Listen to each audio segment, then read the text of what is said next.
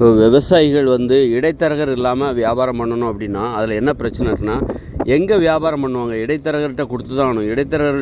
இடைத்தரகர்கள் வியாபாரிகிட்ட கொடுக்குறாங்க. வியாபாரிக்கு கடை இருக்குது. ஆனால் விவசாயிகளுக்கு எங்கே கடை இருக்குது? அப்போ ரோட்டில் கொட்டி தான் வியாபாரம் பண்ணணும்.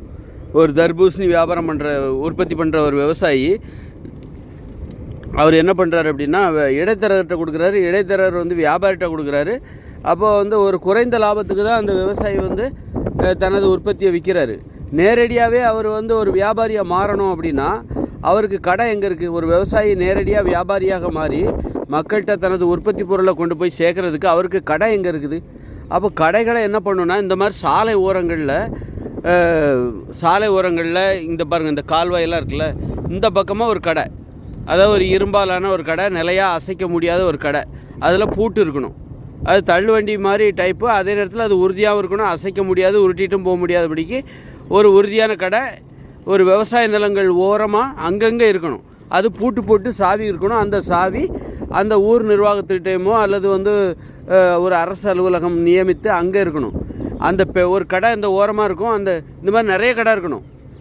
ஒரு குறிப்பிட்ட இடைவெளிக்கு ஒரு கடை இருந்துக்கிட்டே இருக்கணும். அப்போ இங்கே தர்பூசணி வியாபாரம் பண்ணுறவங்க அதை என்ன பண்ணுவாங்க, அதில் அந்த ஒரு கடையை வாங்கி அந்த கடைக்குள்ளே போட்டு வியாபாரம் பண்ணுவாங்க.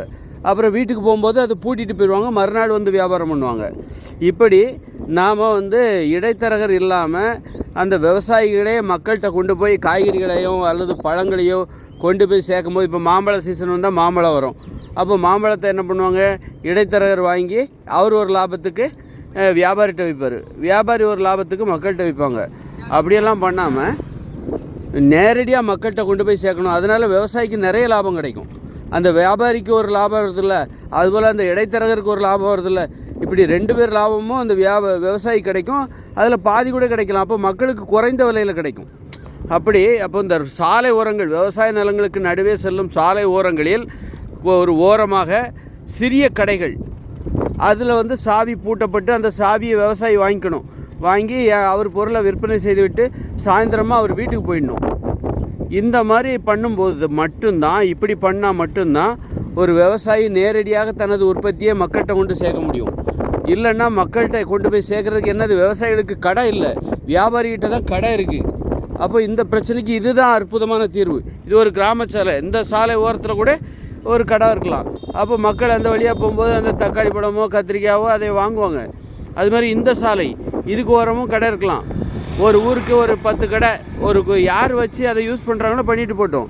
அதுபோல் மேம்பாலம், பெரிய ஹைவேஸு, தேசிய நெடுஞ்சாலை, அது மாதிரி மாநில நெடுஞ்சாலை, ஊரக நகர்ப்புற சாலை, எல்லா சாலை ஓரங்களில் குறிப்பிட்ட இடைவெளியில் கடைகள் இருக்கணும். அந்த கடைகளை ஒரு குறைந்த வாடகை, ஒரு நாளைக்கு 10 ரூபா அல்லது ஒரு நாளைக்கு 50 ரூபா மேனிக்கு அரசாங்கத்துக்கு அதில் வருமானம் கிடைக்கும். 50 ரூபா ஒரு நாளைக்கு, அப்படி அல்லது 20 ரூபா கூட வச்சுக்கிட்டு அந்த கடையை வாடகைக்கு எடுத்து சாவி அங்கே குறிப்பிட்ட அலுவலகத்தில் இருக்கும், போய் வாங்கிக்க வேண்டியதான். வாங்கி அந்த கடையை யூஸ் பண்ணிவிட்டு எத்தனை நாள் கழித்து திரும்ப கொடுக்குறாரோ அந்த வாடகையை கொடுத்துடணும். யார் வாங்கினா எல்லா விவரமும் அங்கே இருக்கும். அந்த கடைக்குள்ள வாடகையை 10 நாள் அந்த கடையை யூஸ் பண்ணார்.